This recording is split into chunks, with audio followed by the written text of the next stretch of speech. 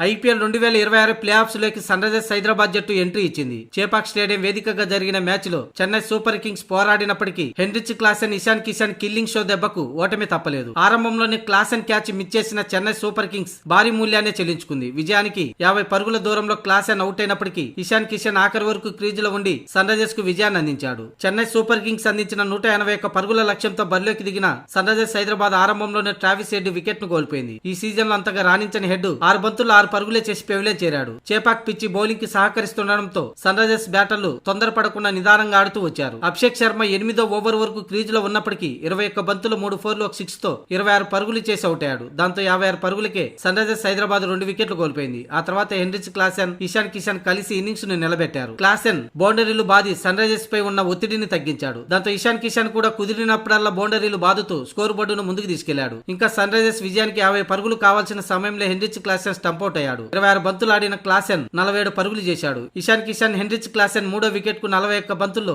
75 పరుగులు జోడించారు. ఆఖరి 5 ఓవర్లలో మ్యాచ్ ఇరు జట్ల వైపు తిరిగినా చివరికి విజయం సన్ రైజర్స్ హైదరాబాద్ నే వరించింది. వరుసగా వికెట్లు పడుతున్నప్పటికీ ఇషాన్ కిషన్ మాత్రం నిలకడగా ఆడాడు. విజయానికి 6 పరుగుల దూరంలో 47 బంతులు ఆడిన ఇషాన్ కిషన్ 70 పరుగులు చేసి అవుట్ అయ్యాడు. ఇక ఆఖరిలో సలీల్ అరోరా, స్మరణ్ రవిచంద్రన్ బౌండరీలు బాది 6 బంతులు మిగిలి ఉండగానే జట్టుకు విజయాన్ని అందించారు. అంతకు ముందు టాస్ గెలిచి ముందుగా బ్యాటింగ్ చేసిన సిఎస్కే 7 వికెట్లు కోల్పోయి 180 పరుగులు చేసింది. కార్తిక్ శర్మ 32, డెవాల్ బ్రెవిస్ 44, శివన్ దుబే 26 పరుగులతో పెద్ద ఇన్నింగ్స్ ఆడలేకపోయినా ప్రత్యర్థి ముందు గట్టి టార్గెట్ ఉంచింది. కానీ సిఎస్కే బౌలర్లు తేలిపోవడంతో అందులోని ఎస్ఆర్హెచ్ బ్యాటర్లు తొందరపడి వికెట్లను పారేసుకోకుండా ఆచితూచి ఆడి మరో 6 బంతులు మిగిలి ఉండగానే విజయాన్ని అందుకున్నారు. దీంతో 5 వికెట్ల తేడాతో గెలిచిన సన్ రైజర్స్ హైదరాబాద్ దర్జాగా ప్లే ఆఫ్స్ లోకి అడుగుపెట్టింది. ఇక ఈ ఓటమితో Chennai Super Kings playoffs అవకాశాలు దాదాపు కోల్పోయిందనే చెప్పవచ్చు. ఇకపోతే ఈ మ్యాచ్ సమయంలో ఎంఎస్ ధోని అభిమానులకి అభివాదం చేస్తూ కనిపించాడు. గ్రౌండ్ లో చుట్టూ తిరుగుతూ అభివాదం చేశాడు. అయితే తాను ఐపీఎల్ నుంచి రిటైర్ అవుతున్నట్టు చెప్పలేదు, కానీ తాను మాత్రం ఇక అభిమానులకు దూరమే అన్నట్టుగా ఫ్యాన్స్ కి అభివాదం చేశాడు. ఇందుకు సంబంధించిన ఫోటోలు వైరల్ అవుతున్నాయి. మరోవైపు ఈ మ్యాచ్ గెలిచాక